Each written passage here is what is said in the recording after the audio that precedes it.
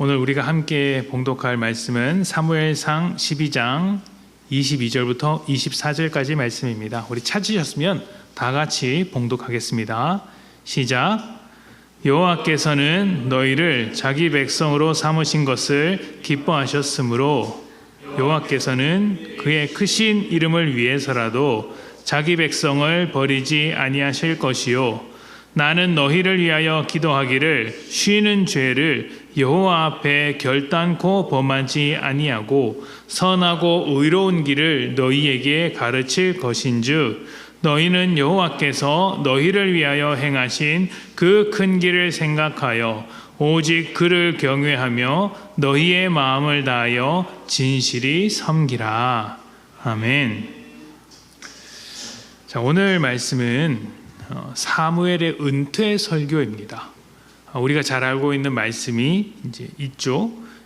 기도하기를 쉬는 죄를 범하지 않겠다는 유명한 고백이 담긴 설교입니다. 보통 은퇴 설교 마지막 이야기라고 한다면 나쁜 모습을 보여주고 싶지는 않겠죠. 그래서 좋은 이야기, 축복의 설교만 하는 게 아마 일반적인 경우일 것입니다. 우리 교회가 포항침례교회 70주년 교회로 세워졌는데 그 70년이 넘는 역사 동안 많은 이제 목사님이 계셨겠죠. 제가 어렸을 때 저희 모교회였기 때문에 이제 어렸을 때 이제 했던 목사님은 백화기 목사님이신데 한 교회에서 40년 이상 목회를 하신 분이세요. 굉장히 오랫동안 존경을 받으면서 훌륭하게 목회를 하셨습니다. 제가 어렸을 때 자랄 때는 이렇게 이미 오랫동안 목회를 하셨기 때문에 한창 힘있게 목회를 하실 때와는 좀 다른 느낌이었겠지만 그럼에도 제가 어렸을 때부터 봐왔고 존경했던 목사님이었기 때문에 그 은퇴하는 자리에서는 저도 모르게 좀 울컥하는 기분이 있었습니다. 가장 기억에 남는 모습이 무엇이었냐면 그 사모님하고 목사님은 그냥 이렇게 덤덤하게 그 순간을 받아들이셨던 것 같은데 그 사모님께서 뒤에서 성도들과 부둥켜안고 펑펑 우시는 장면을 이제 보았습니다. 대성통곡도 그런 통곡이 없었어요. 엉엉 우는데 제가 볼 때 분명히 저 권사님은 사모님하고 맨날 싸우던 분인데 저렇게 부둥켜 안고 울까 그때는 잘 이해하지 못했는데 지금 돌아보니까 그 긴 시간 동안 한 교회에서 신앙생활 한 것이 또 그런 이제 순간을 맞이하게 되는구나 싶었습니다. 오늘 이제 사무엘의 은퇴 설교도 그런 장면이 있겠죠.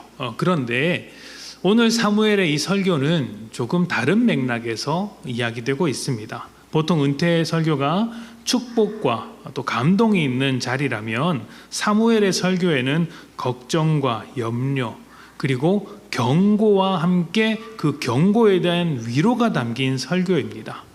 은퇴 설교가 조금 편안한 마음으로 축복하는 자리라면 지금 사무엘의 설교는 편안한 마음으로는 들을 수 없는 그런 조금은 무거운 메시지라고 할 수 있는 것이죠.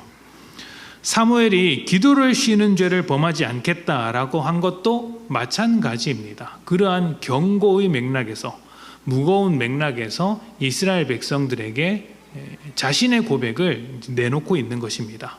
이것은 신앙인의 의무로서 하나님을 믿는 사람의 의무로서 기도 생활을 계속 지켜나가겠다는 의미도 있겠지만 사실은 그것보다 훨씬 더 무거운 그리고 깊은 의미가 있는 것이죠.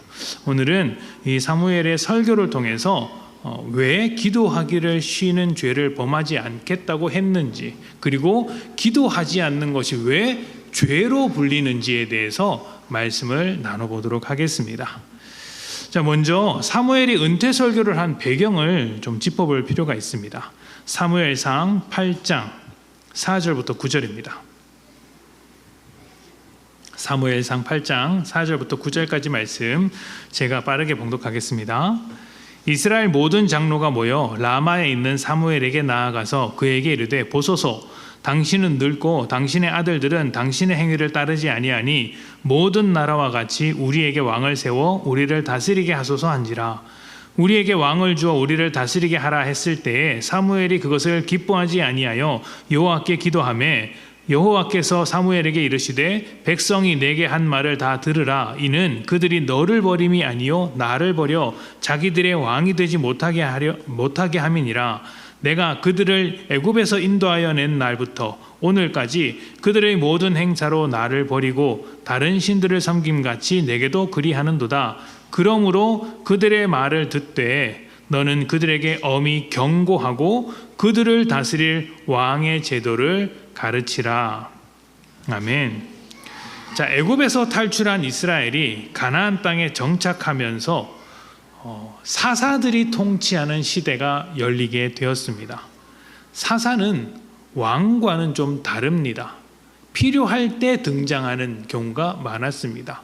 이스라엘이 어려움을 당하거나 고통 중에 있을 때 다른 주변에서 이제 나라가 쳐들어왔을 때 하나님의 말씀을 받아서 전쟁을 치르기도 하고 민족이 안고 있었던 문제를 해결하기도 했던 사람들입니다. 핵심은 하나님의 말씀을 받아서 부름을 받아서 그 역할만 하고 사라지는 존재였다는 것이죠. 물론 꾸준히 사사로서 위치하면서 백성들 사이에서 재판하고 지도자의 역할을 하기는 했지만 왕과 같은 존재는 아니었습니다. 그래서 사사는 자기 일을 하다가 부름받으면 잠깐 그 사역을 하고 그리고 나서 다시 일상으로 돌아가는 경우도 있었습니다.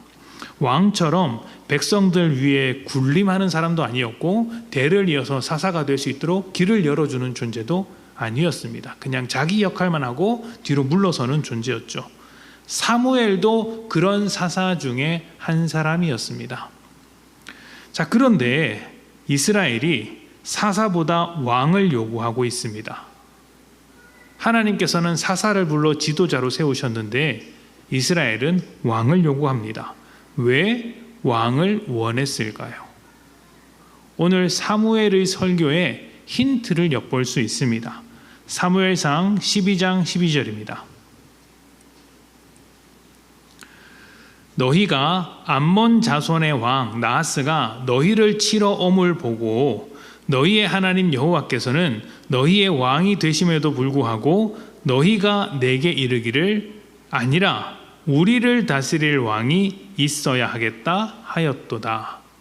아멘. 암몬 왕 나하스가 쳐들어오는 것을 보고 왕을 원했다라고 이야기를 합니다. 이스라엘 백성은 사사가 다스리는 그 시대를 살아오면서 주변에 수많은 나라들이 쳐들어오는 것을 경험했습니다.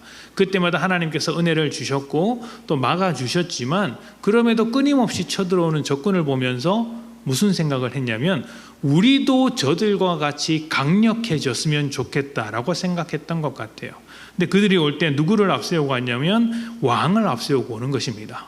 누구보다 강력해 보이는 무기를 들고 또 무장을 한 채 수많은 병력을 이끌고 카리스마 있는 왕이 쳐들어오자 우리도 저런 영웅적인 왕이 있으면 얼마든지 강력한 나라, 강력한 제국이 될 수 있겠다 꿈꿨던 것이죠. 그래서 사사 대신 저렇게 강력한 왕을 원한다, 왕을 세워주십시오 이야기했던 것입니다.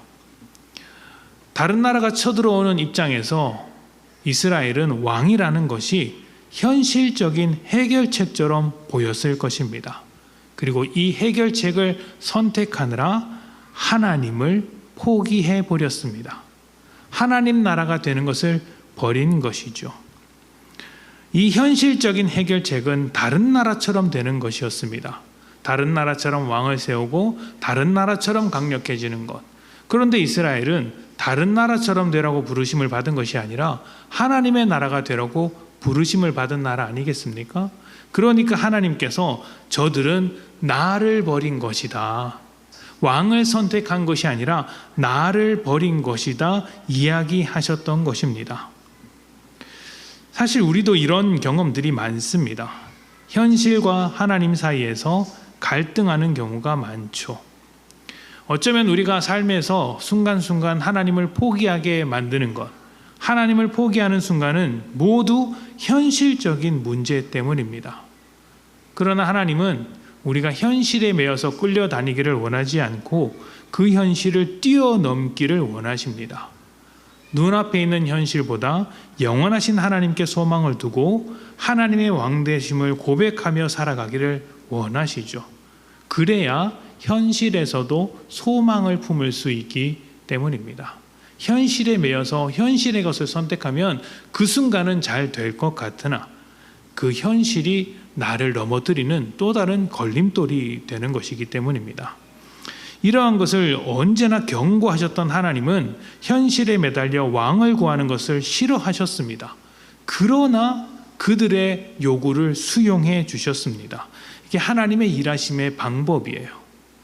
우리의 자유를 인정하시면서도 그 자유를 잘 사용하기를 원하시고 끝없이 가르치시는 분이시라는 것이죠. 하나님은 그들의 결정을 수용하면서 왕을 선택하는 것이 하나님을 버리는 것이지만 뽑힌 왕이 하나님의 말씀을 따라 살기를 잘 하기를 원하셨던 것입니다. 하나님은 우리의 결정을 안고 살아가시는 분이세요.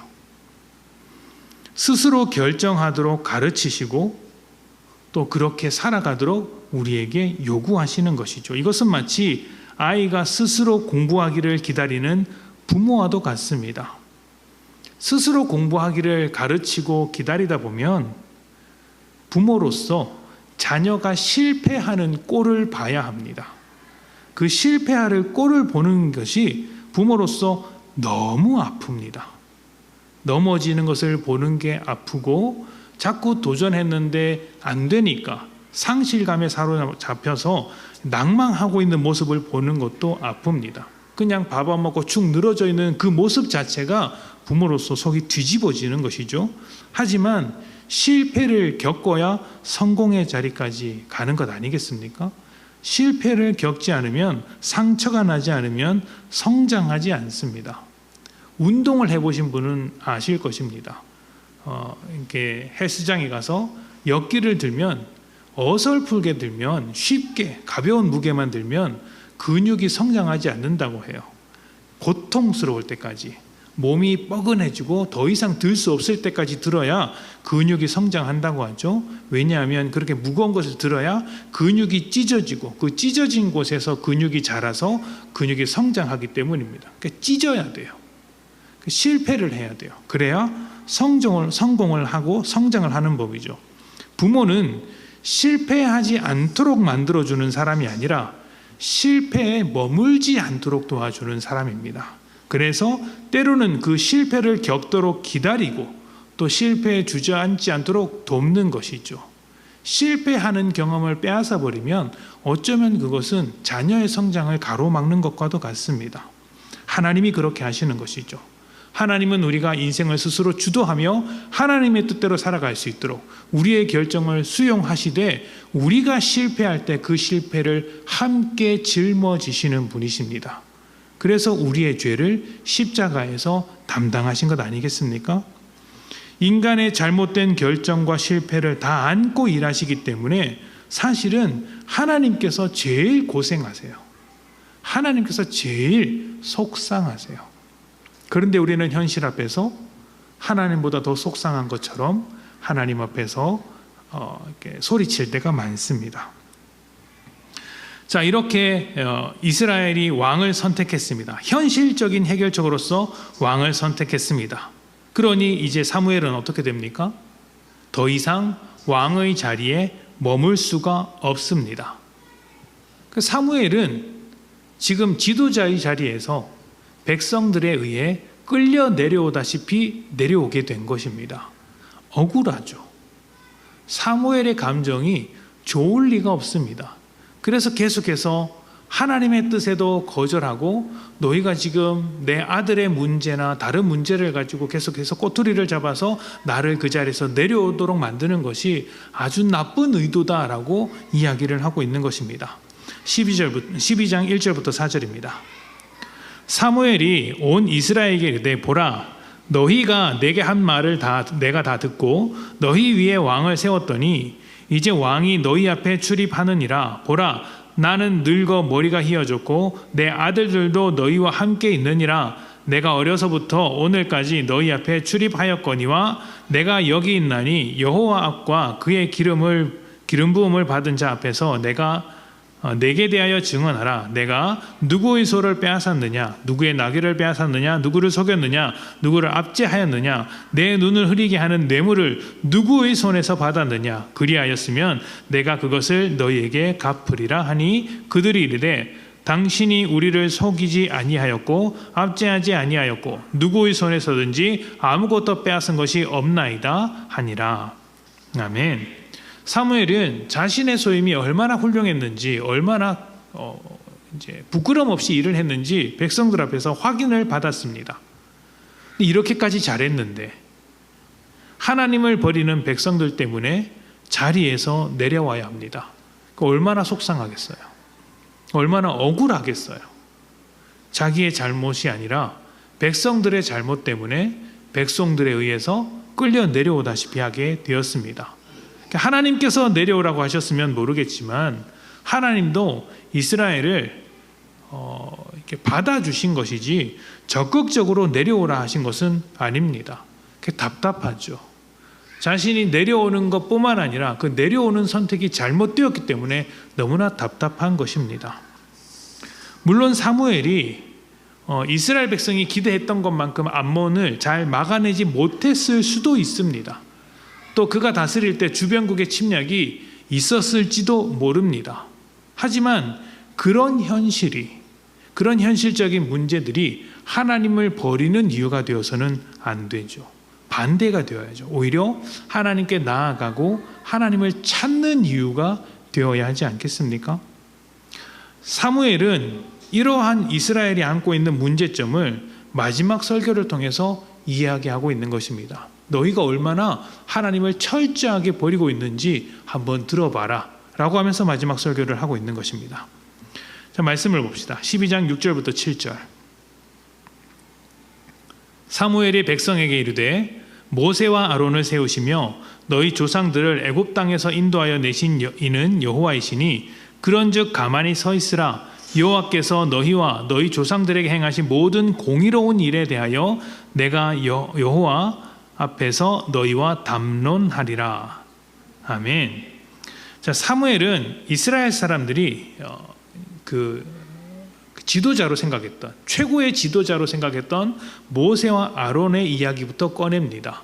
그런데 뭐라고 이야기하시냐면 모세와 아론이 인도한 것처럼 보이지만, 모세와 아론이 지도자인 것처럼 보이지만 사실 너희를 인도하신 분은 그들이 아니라 그들을 보내신 하나님이셨다.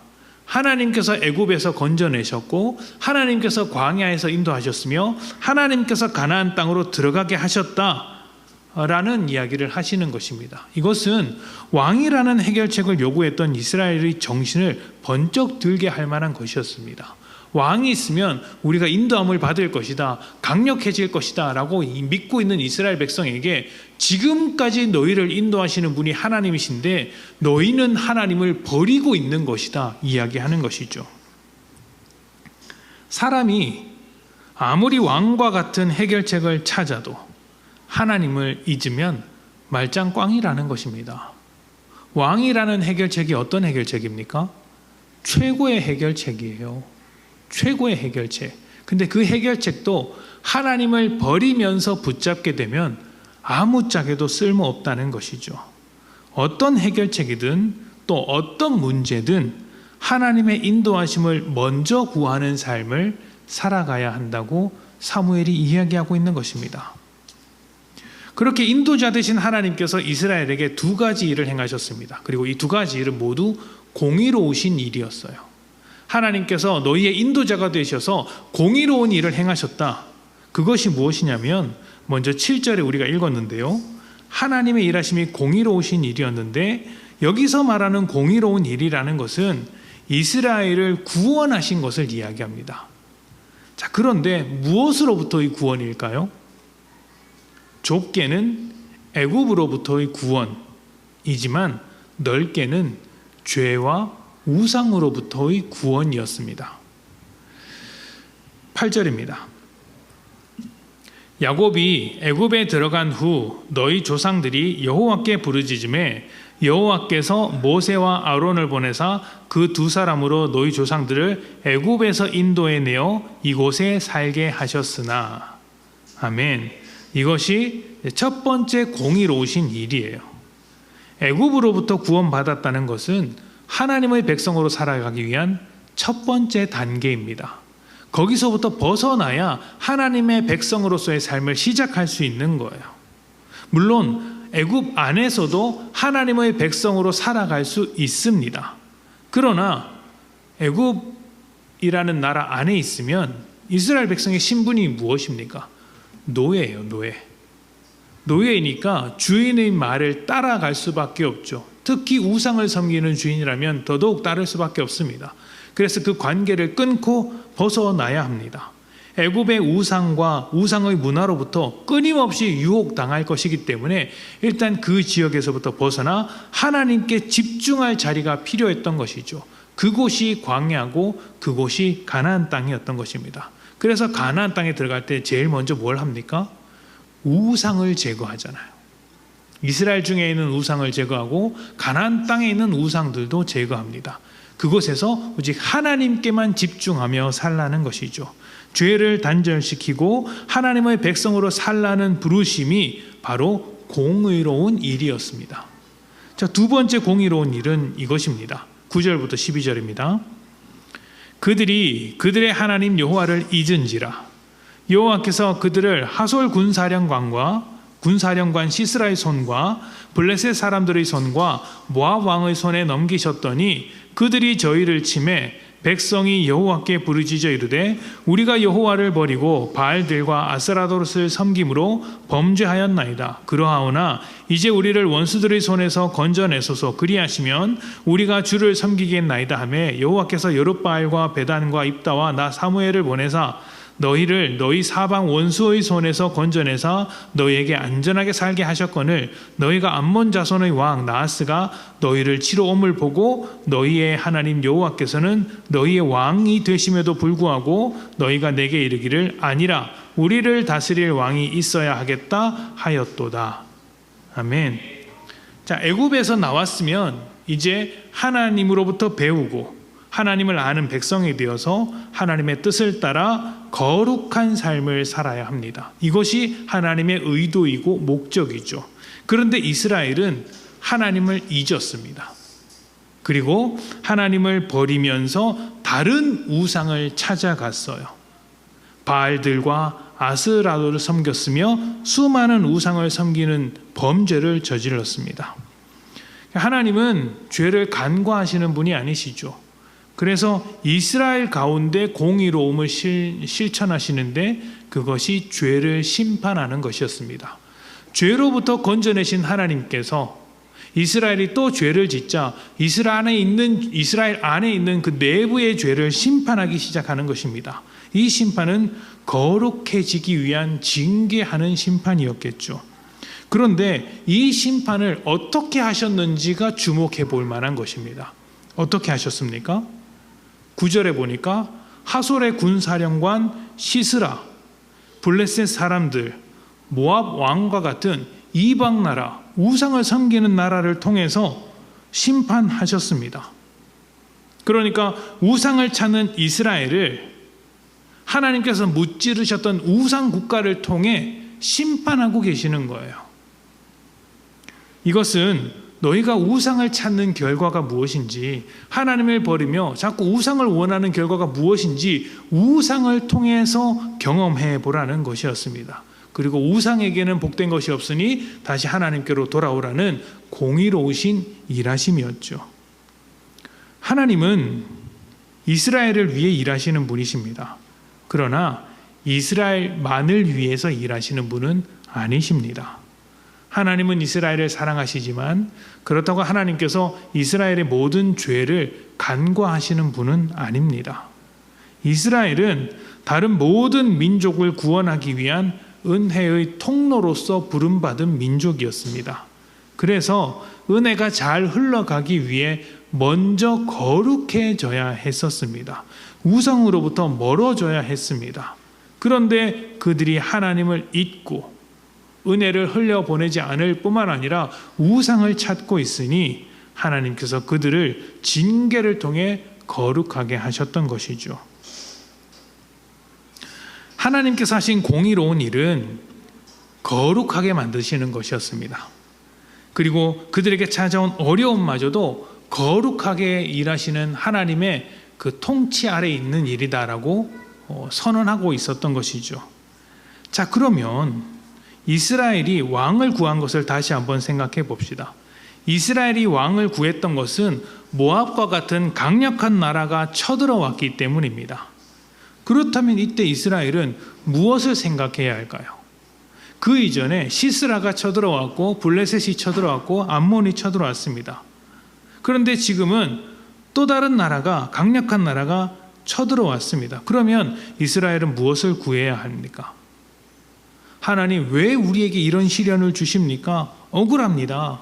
우리도 저 나라와 같이 힘을 가졌더라면, 왕이 있었더라면, 현실적인 해결책을 가질 수 있었다면 모든 것이 잘 될 텐데 왜 안 주십니까? 저런 해결책을 주십시오 라고 하는 것이 아니라 가장 먼저 하나님을 찾아야 하는 것입니다. 가장 먼저 우리 삶에 찾아오는 위기, 그 어려움이 나를 죄로부터 멀게 하는 채찍은 아닌지, 하나님과의 관계를 더 깊어지기 위한 부르심은 아닌지 점검하며 하나님을 찾아가야 하는데, 중심을 회복하는데 초점을 맞추면서 하나님을 향한 마음을 가져야 한다는 것이죠. 그래서 여러분, 우리의 믿음이 가장 깊어질 때가 언제냐면 어려울 때예요. 어려울 때예요. 참된 믿음은 위기일수록 빛이 납니다. 왜냐하면 위기를 통해 하나님께로 더 깊이 들어가기 때문입니다. 이스라엘이 지금 어떤 길을 걷고 있습니까? 모든 민족을 구원하게 하려는 하나님의 목적과 다른 길을 걷고 있습니다. 하나님을 버리고 왕을 찾는 길로 걸어가고 있는 것입니다. 현실적인 해결책이 전부라는 것처럼 살고 있습니다. 이것은 마치 복음으로 세상을 구원해야 할 교회와 성도들이 세상처럼 이런저런 해결책을 찾는 것과 같지 않습니까? 세상 안에서 빛과 소금이 되어야 할 교회가 오히려 맛을 잃은 소금과 같이 세상처럼 되어버리는 것과 비슷합니다. 하나님과 멀어진 해결책은 해결책이 아니라 독이 됩니다. 그런데 지금 이스라엘은 어떻게 하고 있죠? 하나님을 버리고 현실적인 해결책인 왕을 구하고 있습니다. 사무엘의 설교는 바로 이런 점을 지적하고 있었던 것이죠. 사무엘은 이후에 이스라엘이 가야 할 길과 가지 말아야 할 길을 보여주고 지금 그들이 어떤 길을 걷고 있는지를 설명해 줍니다. 어떤 길을 가야 할까요? 14절부터 18절입니다. 이 말씀 가운데 가야 할 길과 가지 말아야 할 길, 그리고 이스라엘의 현재 상태, 어디로 가고 있는지가 보이고 있습니다. 먼저 14절입니다. 너희가 만일 여호와를 경외하여 그를 섬기며 그의 목소리를 듣고 여호와의 명령을 거역하지 아니하며 또 너희와 너희를 다스리는 왕이 너희의 하나님 여호와를 따르면 좋겠지만은, 아멘. 이것이 이스라엘이 가야 할 길이겠죠. 이스라엘이 가야 할 길은 하나님을 경외하고 하나님을 섬기며 하나님의 말씀에 순종하는 것, 이것이 왕과 백성이 함께 걸어가야 할 길이라고 소개하고 있습니다. 그러면 가지 말아야 할 길은 어떤 길일까요? 15절입니다. 너희가 만일 여호와의 목소리를 듣지 아니하고 여호와의 명령을 거역하면 여호와의 손이 너희 조상들을 치신 것 같이 너희를 치실 것이라. 아멘. 가지 말아야 할 길이 15절에 나온 바와 같이 하나님의 말씀을 듣지 않고 우상을 숭배하는 삶, 이것이 하나님을 버리는 길이다. 너희는 어느 길로 가야 할 것이냐라고 묻고 있는 거예요. 근데 묻는 것을 끝나지 않고 그들이 지금 어떤 길로 가고 있는지 확인시켜 줍니다. 그것이 17절부터 18절입니다. 오늘은 밀 베는 때가 아니냐. 내가 여호와께 아뢰리니 여호와께서 우레와 비를 보내사 너희가 왕을 구한 일 곧 여호와의 목전에서 범한 죄악이 큼을 너희에게 밝히 알게 하시리라. 이에 사무엘이 여호와께 아뢰매 여호와께서 그날에 우레와 비를 보내시니 모든 백성이 여호와와 사무엘을 크게 두려워하니라. 아멘. 현재 이스라엘이 가고 있는 길은 하나님과 멀어지는 길이에요. 너희가 얼마나 잘못된 길을 가고 있는지 내가 하나님께 기도하겠다. 그리고 하나님께서 너희 길이 잘못되었다는 것을 알게 하기 위해서 비와 우레 이것을 보내어서 너희가 미를 추수하는데 힘들게 하겠다. 이것은 경고일 뿐이다. 나중에 백성과 왕이 잘못된 길로 가면 지금 당하고 있는 이 경고보다 더 큰 어려움을 당하게 될 것이다. 이것은 너희가 그렇게 선택하지 말라고 하는 경고다라고 하고 계시는 것이죠. 그러자 이스라엘 백성이 어떻게 합니까? 18절 마지막에 보면은 모든 백성이 여호와와 사무엘을 크게 두려워하니라 이렇게 이야기합니다. 두려워하면 말씀을 잘 따를까요? 안 따를까요? 따라야겠죠. 아이들이 말 안 들을 때 제일 좋은 방법이 뭡니까? 경찰입니까? 회초리를 드는 거 아닙니까? 회초리? 이제 엄마가 회초리를 들면 좀 큰 아이 같은 경우에는 엄마의 그 타격이 약하다는 걸 알기 때문에 좀 까붑니다. 그러다가 아빠가 회초리를 들면 어떻게 됩니까? 이건 장난이 아니다 싶어서 두려워하죠. 말을 잘 듣습니다. 때리지 않더라도 이놈 하면 말을 듣습니다. 그게 두려움의 힘이죠. 이스라엘 백성이 그렇게 두려워합니다. 순종할 수 있겠죠. 그러나 하나님의 의도는 무엇입니까? 이스라엘이 두려움으로 순종하기를 원하지 않으세요. 사랑하는 마음으로 자발적으로 순종하기를 원하십니다. 하나님이 마음이 이렇게 약한 거예요. 그래서 어떻게 하시냐면 위로를 하세요. 22절부터 24절입니다. 하나님께서 이 사무엘을 통해 위로를 하시는데 이 위로 안에 기도를 죄라고 한 의도가 엿보입니다. 사무엘이 고백하면서 나는 이런 죄를 저지르지 않겠다라고 한 의도가 보이는 거예요. 22절부터 24절입니다. 첫 번째 위로 22절입니다. 여호와께서는 너희를 자기 백성으로 삼으신 것을 기뻐하셨으므로 여호와께서는 그의 크신 이름을 위해서라도 자기 백성을 버리지 아니하실 것이요. 아멘.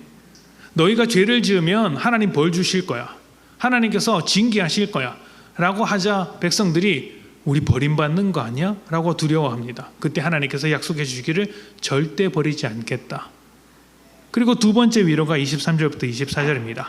나는 너희를 위하여 기도하기를 쉬는 죄를 여호와 앞에서 결단코 범하지 아니하고 선하고 의로운 길을 너희에게 가르칠 것인즉 너희는 여호와께서 너희를 위하여 행하신 그 큰 일을 생각하여 오직 그를 경외하며 너희의 마음을 다하여 진실이 섬기라.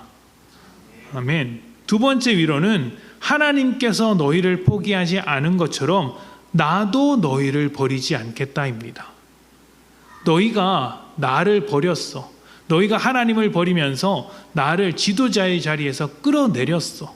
나를 억울하게 만들었어. 나 너무 짜증나. 그러나 나는 기도를 멈추지 않겠다. 너희를 계속해서 말씀으로 가르치겠다라고 합니다. 왜 그렇죠? 마지막에 보면 너희의 마음을 다하여서 하나님을 진실이 섬기도록 만들기 위해서라고 합니다. 두려움으로 섬기는 게 아니라 하나님을 사랑함으로 섬기게 하기 위해서 이 일을 계속하겠다고 하는 거예요. 자, 그렇다면 사무엘은 왜 기도를 쉬는 것을 죄라고 했을까요? 이것은 단순히 신앙의 의무를 다하지 못해서 우리가 예배 생활을 지켜야 하고 기도 생활을 지켜야 하고 말씀 생활을 지켜야 하는데 그것을 멈췄기 때문에 죄다라고 말하는 것이 아니라 하나님께서 포기하지 않으시는데 지도자의 자리에서 버림받고 억울하다고 해서 내가 하나님과 다른 길을 갈 수 없기 때문에 기도 쉬는 것을 죄라고 하는 것입니다. 이스라엘은 하나님과 다른 길을 가고 있지만 나는 하나님과 같은 길을 가겠다고 말하고 있는 거예요. 이스라엘은 하나님을 버림으로써 왕을 선택하는 길로, 다른 길로 걸어가면서 죄를 범하고 있지만 나는 하나님께서 포기하지 않는 사람들을 위해서 기도를 하겠다. 내가 억울하다고 해서 기도를 쉬는 하나님과 다른 길로 가는 죄를 범하지 않겠다라고 이야기를 하는 것입니다. 사무엘은 자신에게 맡겨진 사명, 그 책임, 기도를 거부하는 것은 하나님의 길을 거부하는 것이기에 그러한 죄를 짓지 않겠다고 선언하고 있는 것이죠.